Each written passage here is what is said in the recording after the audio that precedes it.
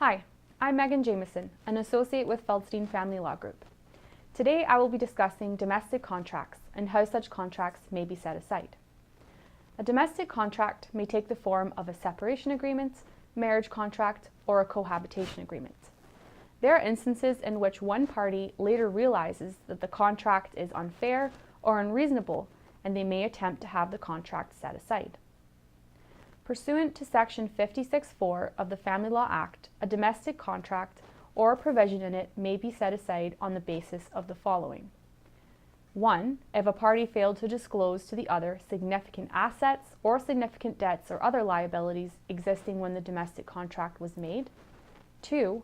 If a party did not understand the nature or consequences of the domestic contract. Or 3. Otherwise in accordance with the law of contract. The Ontario Court of Appeal dealt with the issue of setting aside a marriage contract, which is also known as a domestic contract, the same as the separation agreement, in a case called Levan and Levan. The court stated the following in that case. It is now well established that a finding that a party has violated a provision of Section 56(4) of the Family Law Act does not automatically render the contract a nullity. Rather, a trial judge must determine whether it is appropriate in the circumstances to order that the contract be set aside. This is a discretionary exercise. In Miglin and Miglin, the Supreme Court of Canada detailed a two-stage analysis for married spouses when setting aside a domestic contract. Stage 1 of the analysis focuses on the circumstances in which the agreement was negotiated and executed to determine whether there is any reason to discount the agreement.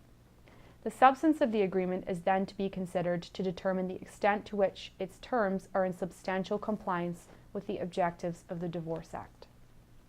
In the second stage, the court will consider the intentions of the parties and whether there has been a significant change in circumstances such that it was reasonably unforeseeable at the time of formation.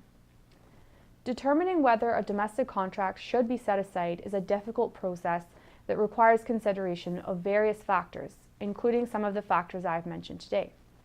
If you require more information with respect to domestic contracts or the process of having one set aside, please visit our website at www.separation.ca or contact our office at 905-415-1636 to schedule a consultation.